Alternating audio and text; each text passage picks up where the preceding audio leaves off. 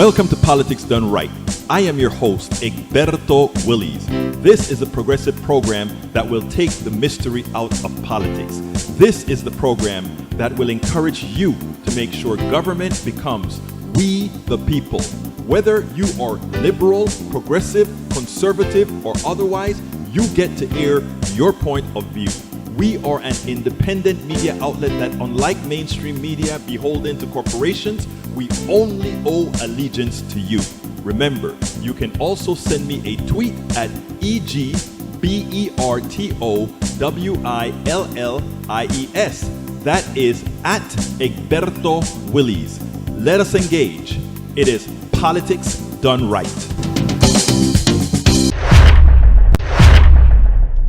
Well, folks, welcome to one more edition of Politics Done Right. Thank you so kindly for being here the day after the day they call Thanksgiving. We all know what that represents, but let's keep the image up for the holidays. Let's just call it the holidays. Thank you so kindly for being here. I hope you enjoyed Turkey Day. I had a socially, as you guys know, I got back from D.C. with my daughter. My wife now is back in D.C. with my daughter. She went through some issues over the weekend. I'll tell you a little bit about that. But I got to have a socially distanced Thanksgiving dinner with, it was just four of us, family that we are close to that always takes the COVID test. And we took, everybody was more than 6 feet apart, wearing masks, and went ahead and got, food. The food that was set out buffet style, mask on, take it out, stayed away from each other, ate, but had good conversation and all of that. Just a note for all of those who constantly that I tell my story mostly because with my daughter, mostly because to give other people, let other people know that there are a lot of things happening in the world, and let people not feel that when things that are not the best happen to them, they not feel like they are alone. Why is this happening to me? Including when things happen to my daughter, I would say things like, when she said, why me? And I would say, why not you? Why me? Why not me? When I grew up, I have a metal rod on my spine 1 foot long. I had scoliosis at the age of 13. I had to get a surgery on my back because I had a real bad form of scoliosis that they needed to crank my spine up, take some bones out of the hip, put in there and tie it down. And so I have 5 vertebrae that are fused into one. Why me? Why did I have to go to school like a mummy? A hard cast from right here in the neck all the way down to the waist. Why did I have to go through that? It happens. Some of us go through life without having those issues. Some of us go through life having our own issues.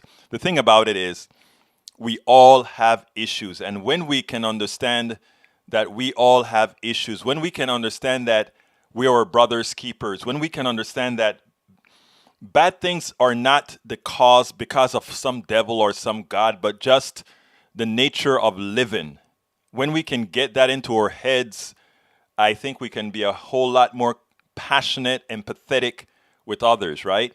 So as you guys know, my daughter went through a stroke in January, and she lost half her vision. She recovered most of it. And the great thing about it is she did very well. She was able to stay in medical school and not lose much at all, 2 months. But with the slack time that they've had in there, she's still supposed to be able to graduate with her class. So that made all of us quite happy that she wasn't going to lose anything. Well, when her stroke came about, the bleed in her head was caused by something known as an AVM, and that AVM, it's a bunch of vessels that busted. One of them bled in her head, and it could have been bad, but it didn't turn out as bad as it could be. But the AVM is a dangerous thing, which it's in an inoperable place. But with new technology, the cyber knife, they were able to knock it down, or start the process of knocking it down with radiation. And that is what they did in her brain. We were happy that she didn't seem to have just minor left side issues. But they did tell her that the possibility exists that as that thing collapsed, that she could get some issues. Well, the issues started 3 weeks ago. And I had her on the show a couple of times talking because I always like to keep the spirit of my daughter up. She's strong. She's a very happy-go-lucky young lady. She's just a great daughter. And so over the last 3 weeks, she started to have more and more effects, left side effects, till she lost the use of her hands. And when she started to lose it, that's when I went over there. I told you guys the story, and that's why I was broadcasting from DC. I went out there, took care of her, made sure that she could, helped her out a whole lot in DC. She didn't want to go and do anything since it's something that she expected to happen and thought it would get better. Thank you for the kudos, Brige. And so anyhow, I came back. My wife went out there. We enter on Saturday. My wife came. I left on Sunday because have to come back here and do quite a bit of work. And my wife took her to see the neurologist, and the neurologist said, you know what, we better go ahead and go to the emergency room, given that you haven't recovered from the use of your hands and that sort of thing. They went there, they did all the scans of her head, they did the MRI, CAT scans, all that good stuff.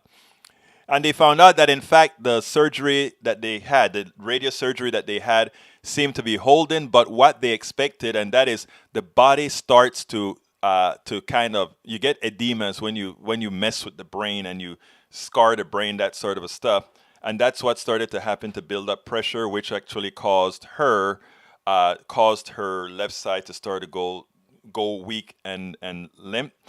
Well, it turns out that they gave her steroids now, and she's already started to see some improvements on her leg. We hope it comes to her hands and a little droop in her face. That will all get better, as is the expectation of the neurologist and everybody else. So all of that's working fine. I'm bringing that up for two reasons again. One is to let people know, let people have a positive thought. Always be thinking positive of your situation and fighting with your situation and making sure that things, things can get better. But secondly, I'm going to piggyback this on to later in the show when I talk about Richard Schiff, who got COVID in Canada and has an exposure to the Canadian system, and something that we should all be continuously fighting about going forward. Because illnesses is something we cannot run from. We cannot run from being sick. We cannot run from all these things that are going to happen to us.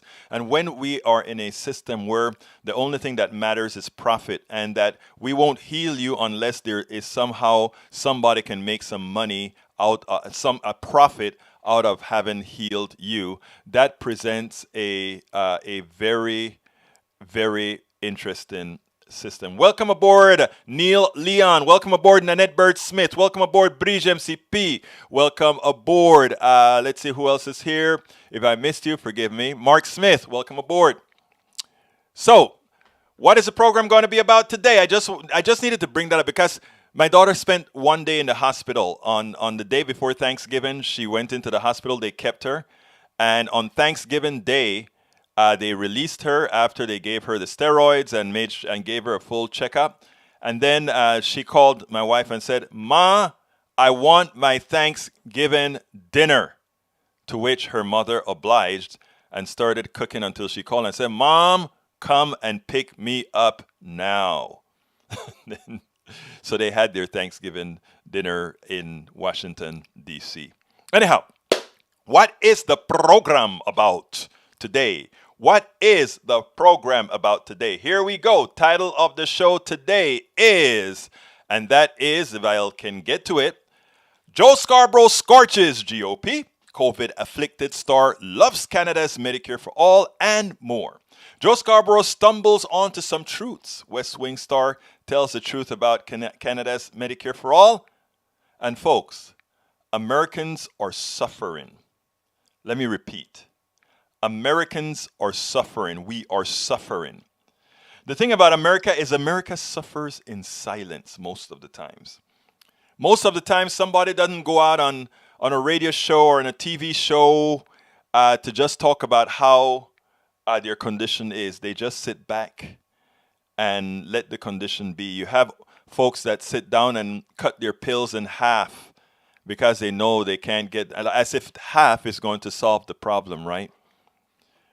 America, this disparity that we have in here is causing a whole lot of pain, a whole lot of debts, and unfortunately, very much, many times uncovered. Luckily at MSNBC, a lot of the younger reporters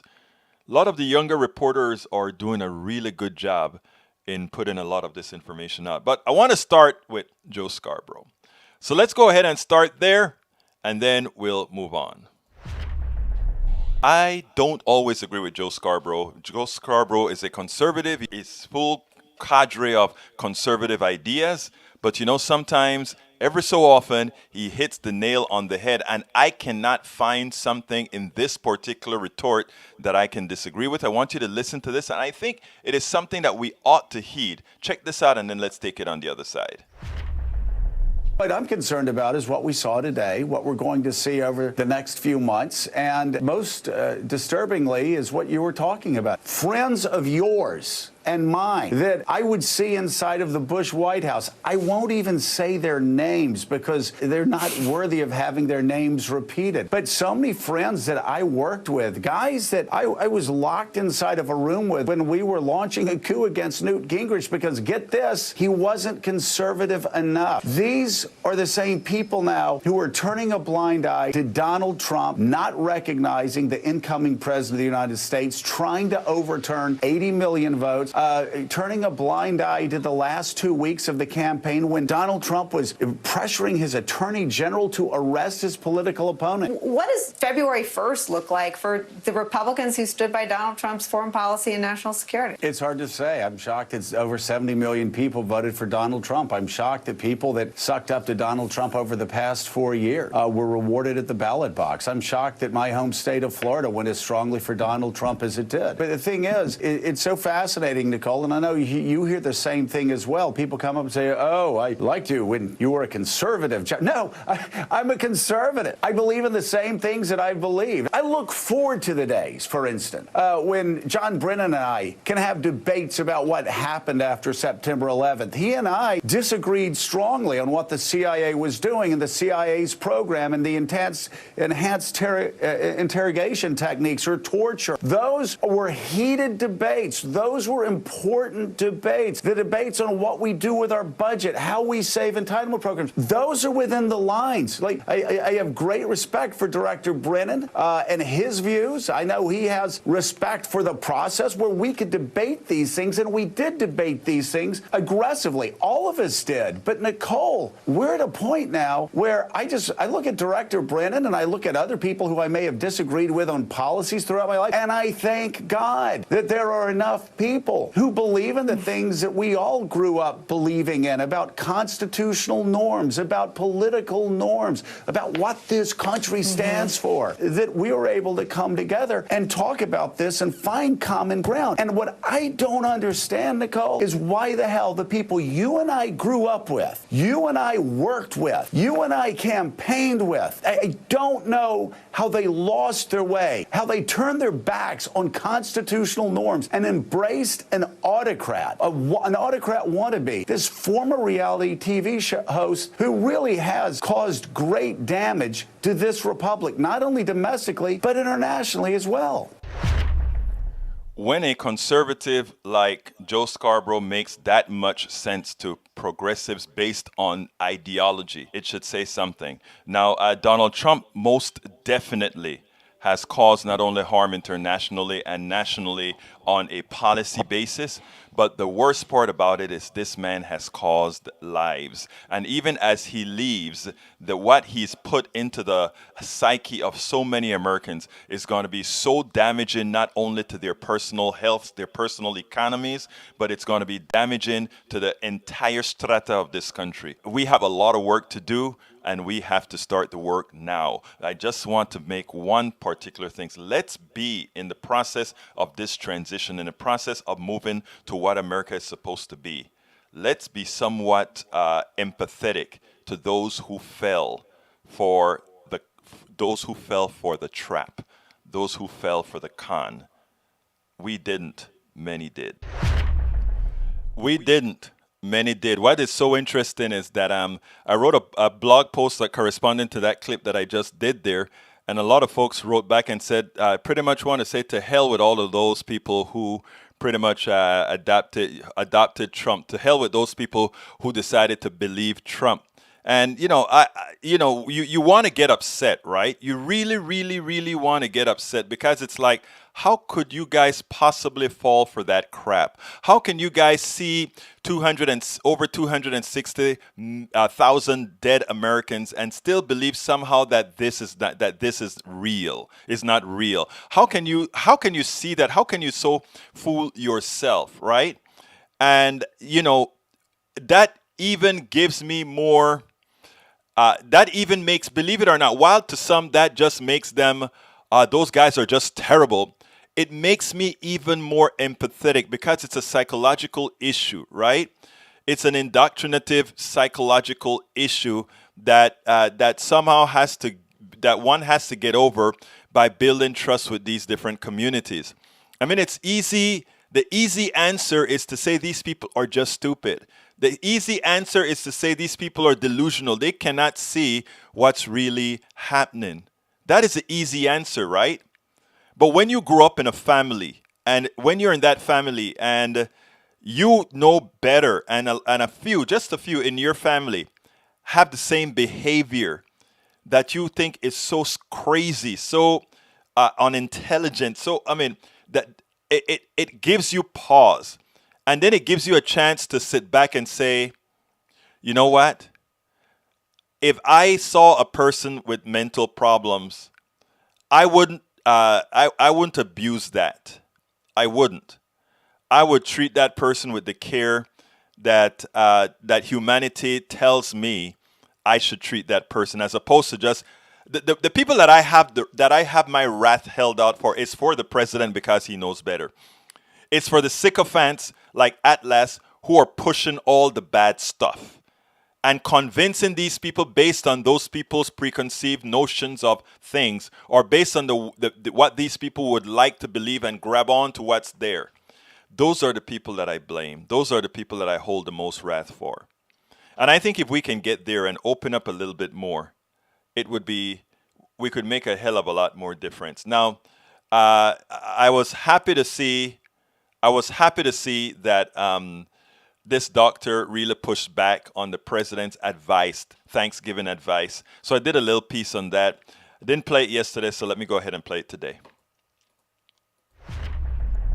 Happy Turkey Day, everybody. Have a great Turkey Day, as we are all going to enjoy, if ever so small, a turkey dinner. But please be safe and listen to those who really care about you. But in the interim, please make sure, for all of those as you go around the dinner table today, remind your folks of the reality of the type of president that we have currently that is doing a lot of misleading, and in the short time that he has could create a whole lot more damage. Check this out, and then we'll take it on the other side. A sacrifice now could save lives and illness and make the future much brighter as we get through this. Seems the White House didn't get that message, though. This afternoon, President Trump released his annual Thanksgiving proclamation. We read it, talked about it just a short time ago. This is what the last line says, quote, "I encourage all Americans to gather in homes and places of worship to offer a prayer of thanks to God for our many blessings." And Dr. Phillips, that message from the president, calling on Americans to gather. I'm not talking about places of worship. Churches are one thing and have their own separate set of issues that we've been dealing with for months, but calling on people to gather in homes, which is the opposite of what Dr. Anthony Fauci and the CDC have been saying. They're saying, don't do it. Stay with your insular family. Don't gather. For the president to say that in a statement today, what do you make of it? It's hard to find the words. It's just another example of the absolute abject failure of leadership that this president has displayed throughout this pandemic. And as a medical professional, as an emergency physician who's on the front lines every day over the last 2 weeks has seen more and more COVID in our emergency departments, it's a slap in the face. How dare him, in that same statement, give credit and say thanks to the doctors and nurses who have been working tirelessly over the last 9 months to try to save lives. And then at the very end, to just make a statement that flies in the face of science and medicine and tell people the exact opposite of what everybody with a qualifying degree in education has been saying for the last few months, to stay home, not gather. And it's the only way we're going to flatten the curve and save lives. People are going to die because they are choosing to go home for Thanksgiving. And that's insane to me. And if we'd have had proper messaging from the top, from the very beginning, more lives would have been saved. So folks, please listen to the professionals. If you're already with your family, please be careful. Please wear your mask where appropriate. Please keep safe distancing. Please also remember, don't breathe on each other. Stay away from each other even as you congregate separately. But it's important. We have just a little bit more time left with this wrecking ball that we have here. This person who I think should rightfully be accused of involuntary manslaughter for taking advantage of those who decided to put their trust in him. But it's almost over. It's almost over, and we can make amends, and we can bring everybody else into the fold, however slowly. So enjoy your Turkey Day. Enjoy your food. But please, going forward, listen to that which will save your life and the lives of others. Now, Lived It. Let me just say something. Lived It says, Egberto, did you see Biden suggest placing Trump supporters in his administration? Exactly why even liberals have issues with Democrats. Let me qualify that first of all. As you know, Biden was not my choice at all. I voted for Biden because he was the better choice. He's a centrist. I am not a centrist at all. I think centrist is another form of just slow killing. That's just an extreme statement I made, but that's you know what I'm saying. But here's the deal. If he is going to put a Trump supporter, or rather, I will absolutely not support Biden putting a Trump supporter, a leader in the Trump's movement, in office. And let me qualify this. I absolutely believe that we should share, right? We should not only share, but we can lead by example. But you don't lead by stupidity. Stupidity would be to put a Trump supporting leader in your administration, because that would be like infecting your administration with a cancer. What am I saying? I'm not talking about Trump supporters. I'm not talking about my relatives that are Trump supporters who just don't know better. I'm not talking about my friends around here that are Trump supporters who are really indoctrinated by the fallacy of the ideology of the statements. That's not what I'm talking about. The leadership of the Trumpist movement, they know exactly what they're doing. It is psychological warfare. They know exactly what they are doing. They know all the buttons to push to get the reaction that they get out of those who support the evils of Trump. They understand it. So it is always love for the Trump supporters that are not leaders. It's love for those people. It is empathy for those people. It is wrath for the leadership in the Trump movement. Those who are leaders in the Trump movement know exactly what they are doing, and they should never ever step foot in a Biden administration, because what that becomes is a metastasizing cancer. So that's where I stand, brother Lived It. Now, there are Republicans who I don't agree with at all that I think helped with the movement to win this election. Could progressives have done it alone? Not when you have centrist Democrats that are more in line with moderate Republicans. So we did get some help from moderate Republicans to win this race. In fact, the next video that I'm going to show you, Joe Scarborough hit on a little something that explains what I'm saying here. So in short, absolutely no Trumpist leader in the Biden administration. Zero, zilch. It's a metastasizing cancer. But Republicans, good Republicans that supported Biden, that helped the cause, we can find positions where they can be of no damage to the policies. And not only that they can't be any damage to the policies, but that we use their thoughts. We also use what they believe. We don't just shut them out like they want to shut us out. We take whatever good they have to offer to make a good policy. And not only that, for where they may think part of our policy offends, if we can use them to mitigate that and make it more palatable, I am all for that. That is true bipartisanship, where you have a winner, a loser, but you still take into consideration the thought process to make everybody feel like they are stakeholders in the democracy. So, no to Trumpist leaders, yes to a few Republicans, and every administration has had, Republican administrations have had Democrats in it, Democratic administrations has had Republicans in it, but good ones of each side, not Trumpists. Trump is an evil character. Trumpism is an evil ideology. And what we have to be working on is for those who are misled by it to have empathy with them, but for the leadership to crush them. And that's what I mean. The leadership of the Trumpist movement must be crushed. Okay, let's move on to the next video. And this one is the one I told you about, Scarborough, and talking about how Biden won, some of the help that Biden got. So let's check this out. Every so often, Joe Scarborough's kind of stumbles onto an inconvenient truth. And though some may not agree, I want you to listen to all that he has to say here. And then I want to say a couple of things about it. Check this out, and then we'll take it on the other side.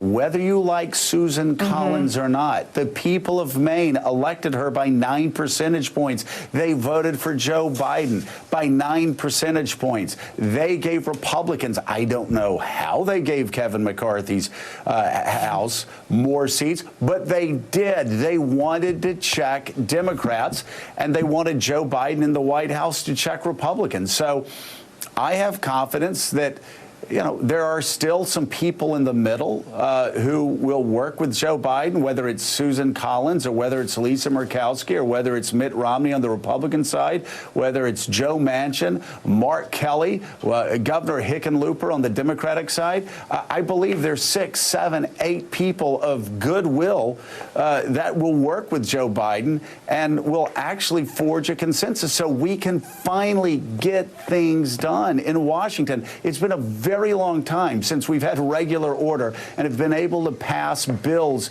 domestically that actually could move this country forward into the 21st century. We are stuck in this partisanship, and we have to move forward and do it. And I think Joe Biden may be the perfect man for the perfect time to work with Republicans and Democrats alike.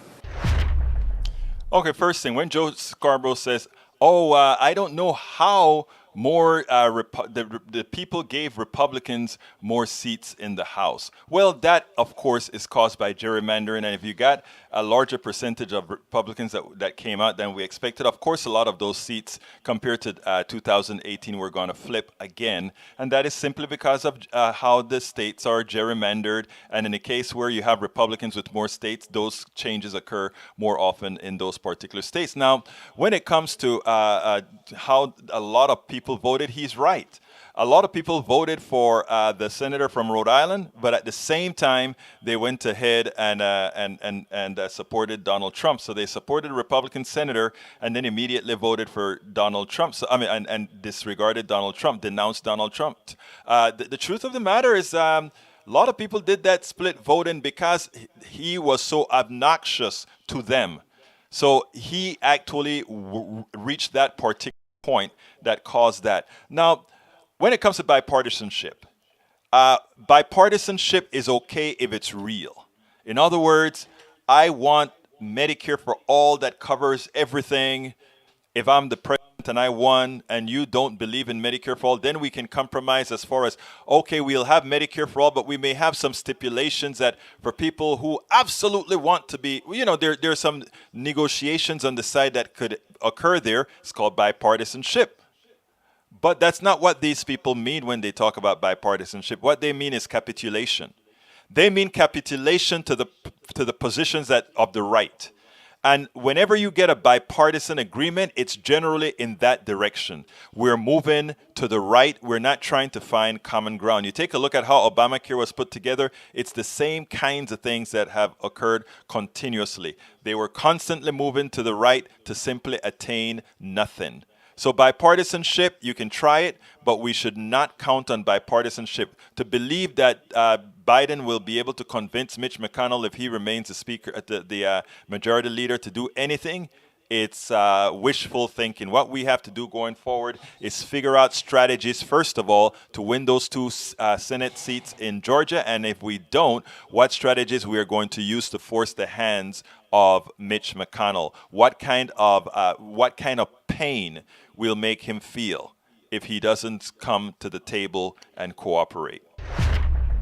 And that is what we have to be sure of. Anyhow, folks, before I go to where I ask you to subscribe, I want to answer something from one of our preferred trolls here. You ain't black, which is I think is also who is also Tank 28, if I'm not mistaken. He said, and the reason I'm answering this is that I just want to put this out there for people to understand. He says, everybody say it with me. Obama is from Kenya. Okay. These same people who believe and say that Obama's mother is the white woman from Kansas. She's an American-born Kansas woman. It didn't matter. Let's assume. Let's assume it's not true. Obama was born in Hawaii.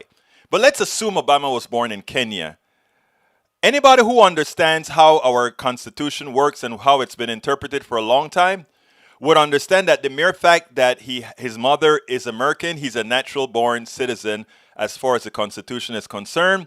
And it didn't matter if he was born in Kenya, Indonesia, or the United States of America. It means that he still is a born American citizen. He was born an American citizen. Not necessarily born on the land of America, but born of an American citizen. He's an American citizen. Not only was Ted Cruz born in Canada, as Bridge MCP just said, but McCain was born in my country, in Panama.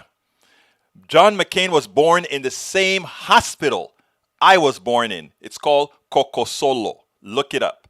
John McCain was. And how did that happen? Because his father was a military guy serving in Panama, the Canal Zone in Panama. And it so happened that given that my Panamanian father worked for the American government, we were able to use the same hospital, Cocosolo, where I was born.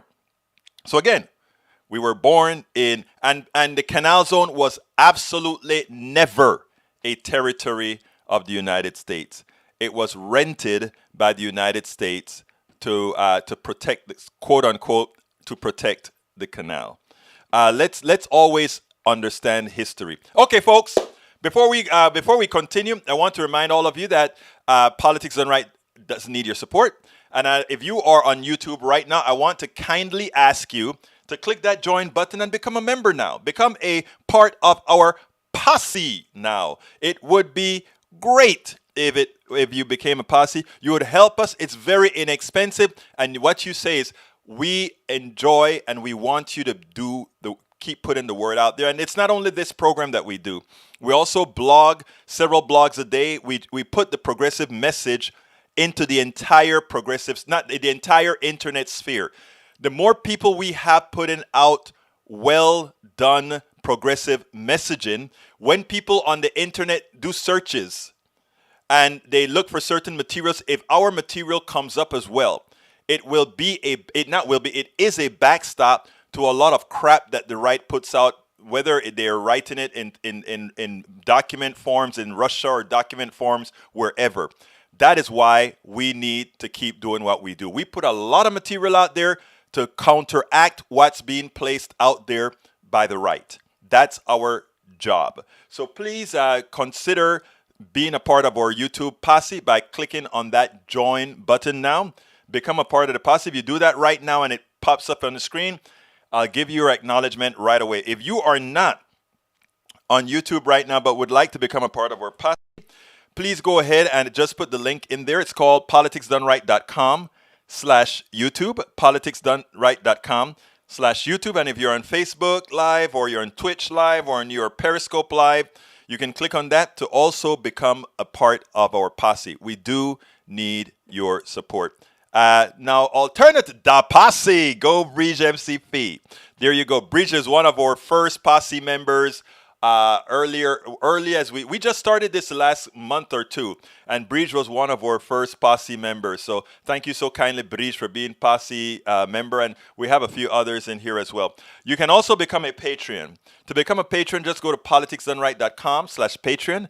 Patreon is spelled Patreon. Patreon, politicsdoneright.com/Patreon. Willie's Silly, posse Willie's Sillies. I like that too. And you can support us via PayPal, and that is politicsdoneright.com/PayPal. Politicsdoneright.com/PayPal. Now, as you see on the screen, you can see my book. It's one of the 3 books that I have on Amazon right now. It's called It's Worth It: How to Talk to Your Right-Wing Relatives, Friends, and Neighbors. How to Talk to Your Right-Wing Relatives, Friends, and Neighbors. Please go ahead and you can get that book at Amazon. I've just put the link in there as well. But guess what? If you want an autographed copy of the book, along with a bumper sticker, get it directly from us at our store. And here's our store, politicsdoneright.com/store, politicsdoneright.com/store. I'll autograph that, put a couple of stuff in there as well, and send it off to you as well. So I gave you the store where you can purchase that if you want to. Anyhow, did I forget anything? I think I got everything.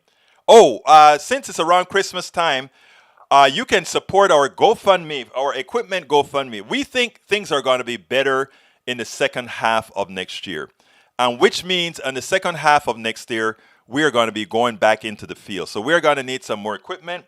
So if you want to support our GoFundMe page, it's politicsdoneright.com/GoFundMe. Politicsdoneright.com/GoFundMe.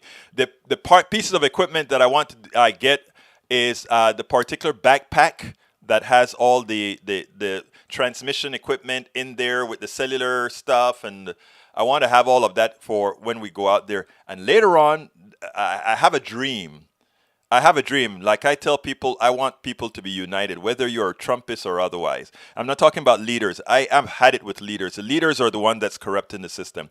I want to go out there and navigate through many little towns and just go out there and talk to people. Let people know that what they think of progressives in these areas is nothing but a caricature that's not real. And every time I've done that on a per person basis, I've had anywhere from an 80 to 90% success rate. I'm not changing anybody's ideology per se. I'm just talking to people to let them know it's okay to talk.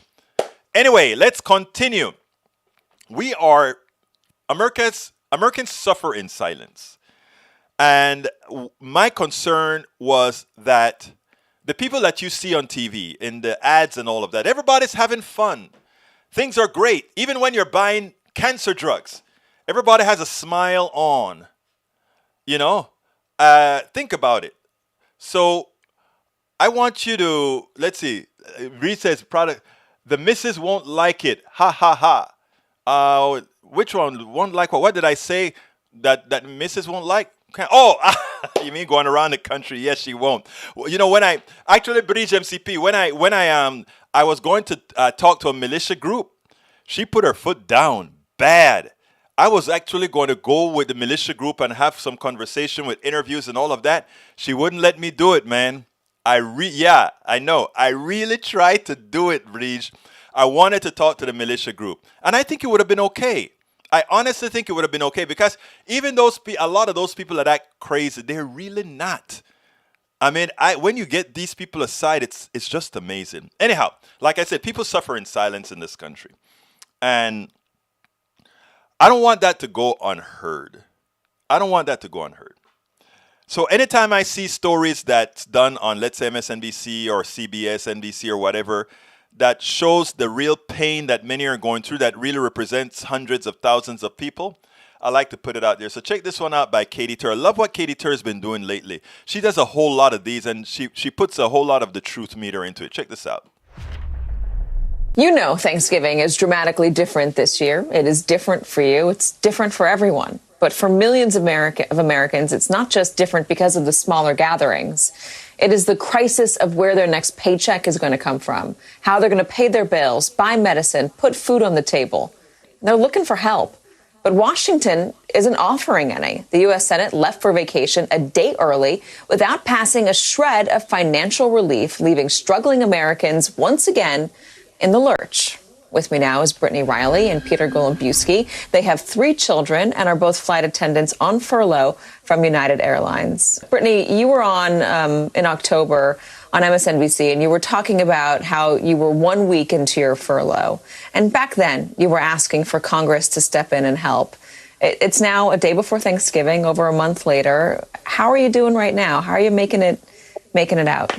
We are just devastated. I know we've said that before, but right now we're feeling a lot of hopelessness. We feel like our government has completely given up on what's really going on in our country and how many people are struggling. It's not just our family. It's not just flight attendants. It's the whole system. I mean, there are gate agents, mechanics, pilots. There are other flight attendants who don't even know how they're going to make their next mortgage payment. I know of a flight attendant who was New York based. She just had a baby 3 weeks ago. She's been pregnant through this whole pandemic, and now she doesn't even know if she can afford to keep herself or her newborn child with health insurance. I mean, COBRA, for those of us who are, involuntary furloughed, like my husband here, will kick in January if there's no relief in sight. And COBRA is expensive. And right now we are barely making ends meet. It's just tragic. Peter, when you see that the Senate has gone on holiday a day early, what goes through your mind?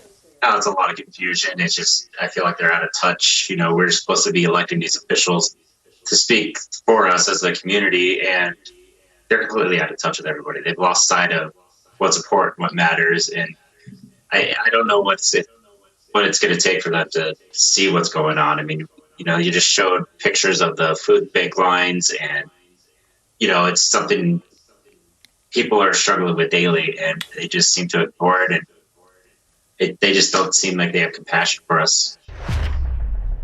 We spend a lot of time deconstructing the news, trying to parse it into a form that everybody can understand. I forgot this one I'm doing completely live, so I forgot to click the right button. Anyhow, Nanette Bird Smith, thank you so kindly for just becoming a patron.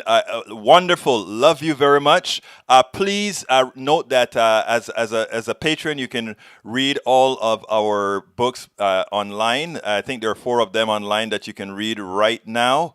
If you go to politicsdoneright.com/ my-books, you can see you can read all those books online right now. So thank you so kindly for becoming a patron. Let's see who else that I need to talk to right now. Oh, let me just since you just became a patron, I'm going to put that link on again in case others want to follow suit. Look, that is what we have to do in this when you're doing this kind of a work. That is, when you work for Exxon or whatever, Exxon is guaranteed to say, you are going to make X amount. Thank you, Nanette. Thank you very much. Exxon is going to go ahead and say, you have a particular salary that you can take care of everything. And we make sure and get the money from the gas that we sell, all that good stuff. When we're doing this kind of work, it is a voluntary thing that we ask of people to really support us doing what we're doing. And I'll be honest with you, I love doing this. I love making a difference. I think it is so important. And what is important to notice when I say I love making a difference, it's when I say I love making a difference, it's really we are making the difference. Because by me having you not only supporting us, but sharing all these things around, it is our posse in our little area. And a lot of people don't understand how powerful that is. I showed at coffee party one time. I was explaining to a group of our other board of directors how powerful social media was and how powerful these other platforms were to actually show and make a difference. And what that was is that you may see at any one time 20, 30, 40, 50. Sometimes if you're on these smaller networks, 100 people. But by the end of the time, you'll have 5,000 people who have seen your particular thing, right? The difference that the reason that is occurring because of you watching, you sharing, and you're doing all these things. And by having you, the PDR posse, I like that too, Breach. God, Breach, you're going to make it complicated for me. But by us doing all of this together, you are really, and this is not just saying this, you are really a part of getting this message out. Oh, thank you so kindly, Dr. Roberta Schechter. She says, I'm buying your books and passing them on to others, my friends, families, and grandchildren internationally and home. Thank you so kindly for doing that. I really do appreciate that.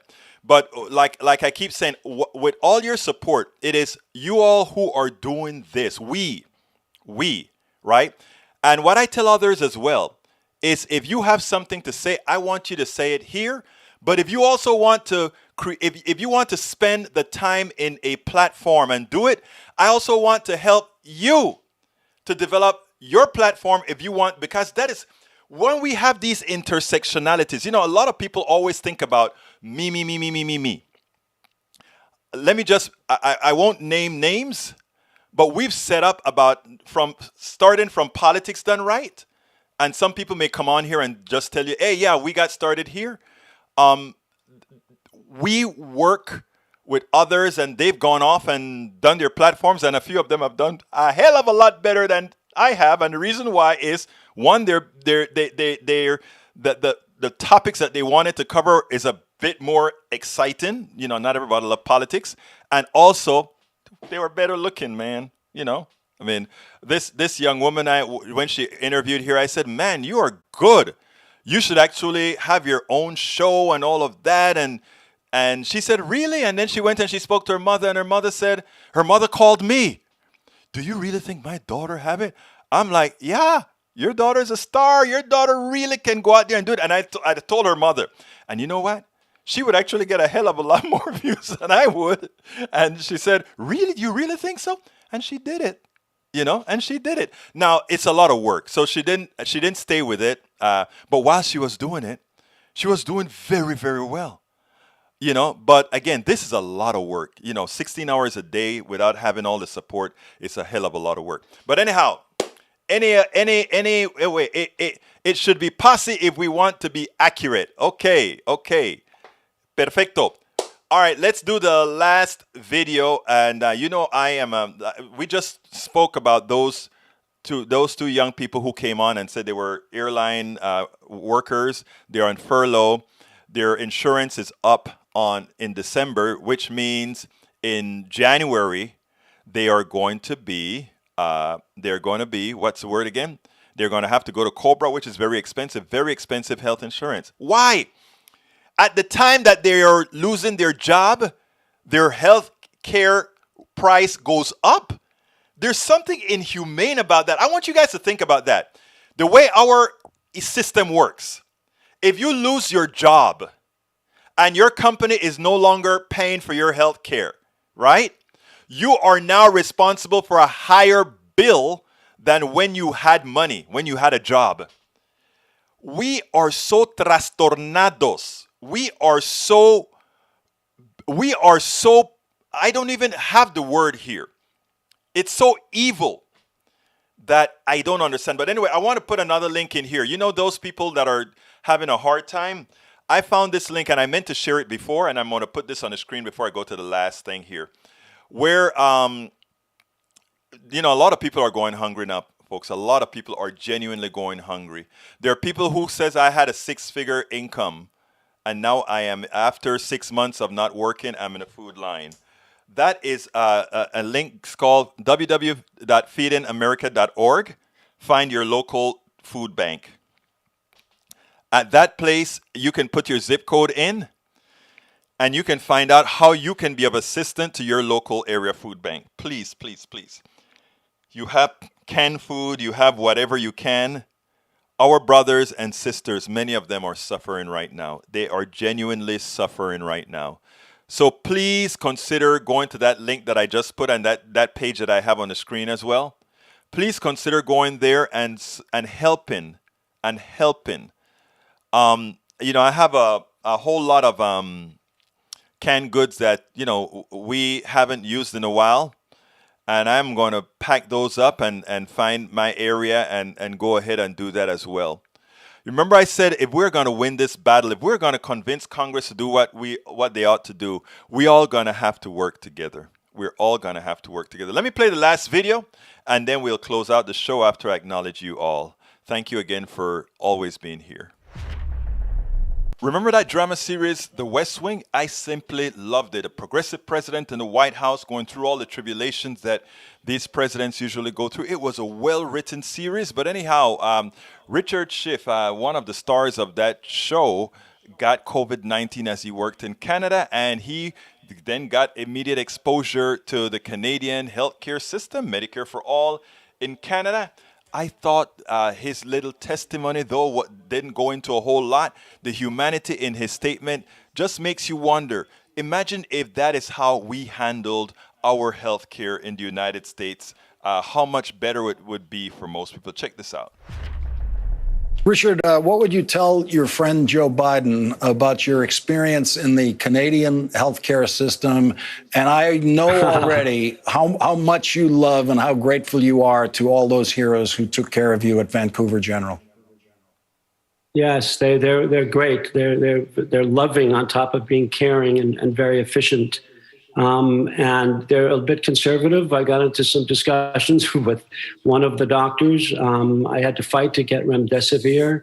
Still don't know if that made a difference or not. I expect that it did.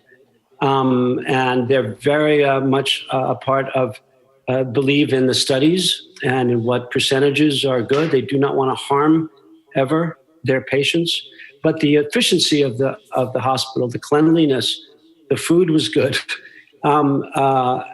Was fantastic, and the fact is that I come out of there without a catastrophic bill, without a debilitating financial burden, and it's the first time I realized how wonderful that is to get sick, to go to the hospital for 5-6 days.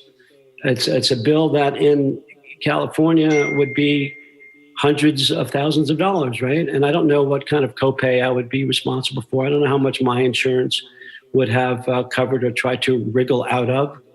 And here there is no worry about that. And everyone is treated the same. And they treat, I'm not a citizen of Canada. We have been working here for quite a few years on the good doctor, infusing a lot of money into their system, no doubt. But they do not discriminate against people that are not citizens if they have COVID. They treat everyone, they treat them the same. They follow up. I'm going back to a clinic in a month for them to check up on me. They've called me from the hospital. This is the kind of treatment. Now think about that, folks. Imagine that the peace of mind you have if you got COVID, if you got any sort of disease, and know that in the aggregate, that's the kind of care that that having healthcare as a right gives you. And you know what? It doesn't make you some communist country. And you know what? It doesn't make you some evil country. It just says, I care about humanity. I care about people. And then listen to the thing, that one of the ways that we have used to put people against Medicare-for-All, a similar system to Canada or other countries around the rest of the world, is to say, oh, you're going to take care of those aliens. Go ahead and get rid of those. You're going to include illegal aliens, and we are going to have to pay for them. And what they don't tell you is around the world, Americans go ahead and use the healthcare system of all these countries that have a good social safety net where everybody is covered somehow, and they get to use the goodness of those systems. They pay the rates that the people over there are paying to use those systems because they never look at it as some capitalist venture that uses healthcare as a way to enrich just a few. They think about there's humanity in healthcare. You don't have your health, you don't have your humanity. I mean, why is it that we have allowed the few? Why have we allowed an evil plutocracy? Why have we allowed those selfish people that are just greedy to make us such a vile community when referencing healthcare or other issues that really is there to support us all. Why? These testimonies are important as COVID takes over, as COVID gets deeper, as more people get COVID and start to have the pre-existing conditions from COVID, damaged lungs, damaged kidneys, damaged brains, strokes, all these other issues. Yes, they're no longer on the dead man's list or the dead person's list.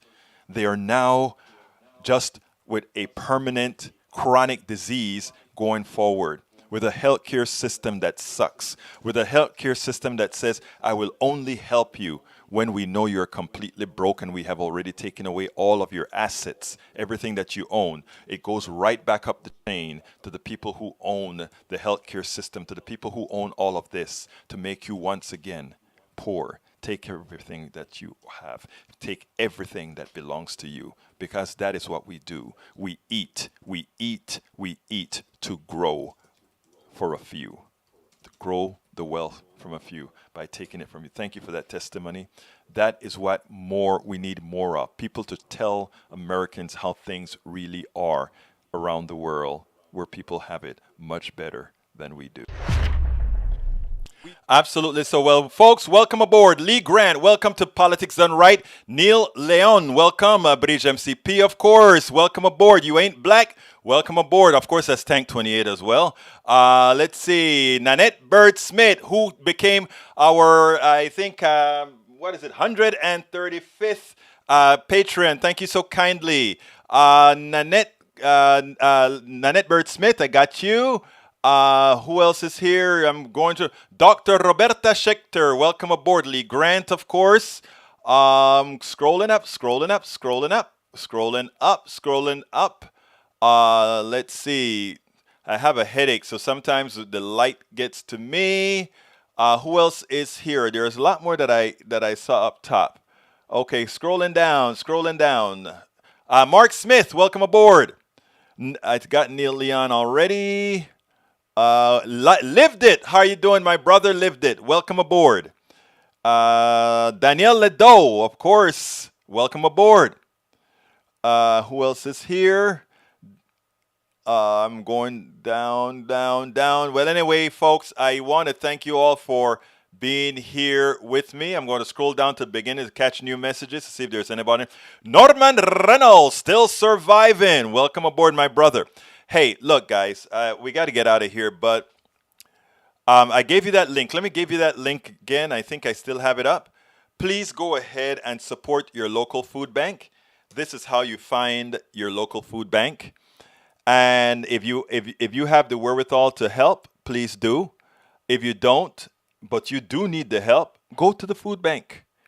It's so important that we are our brother's keepers. And I want to also thank all of you that have sent me private messages for the issues I've been going through with the health of my daughter. It's funny because I even got one today from an organization that said, hey, we don't do insurance, but I know a very good neurosurgeon in Dallas. If your daughter can come to Dallas and her insurance covers her in Dallas, I have a friend that's a great neurosurgeon. And it's like right now she's okay. It's a swelling issue, it seems like, and they're taking care of that. But I just so love you guys. When I say things like, we have to remember that we're a village. Hillary Clinton once said it's a village. And she was ridiculed for it.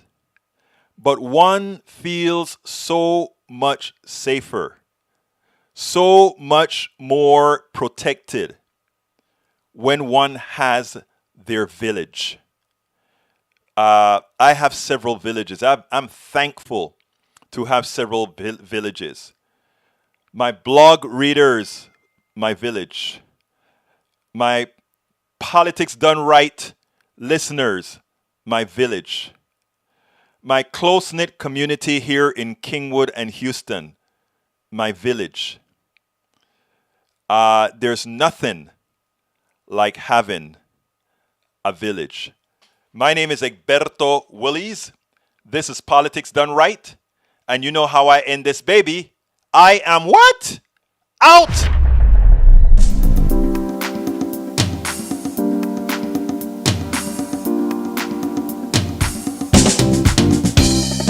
Welcome to Politics Done Right. I am your host, Egberto Willies. This is a progressive program that will take the mystery out of politics. This is the program that will encourage you to make sure government becomes we the people. Whether you are liberal, progressive, conservative, or otherwise, you get to air your point of view. We are an independent media outlet that, unlike mainstream media beholden to corporations, we only owe allegiance to you.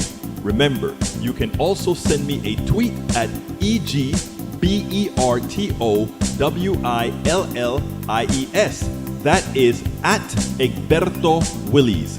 Let us engage. It is Politics Done Right.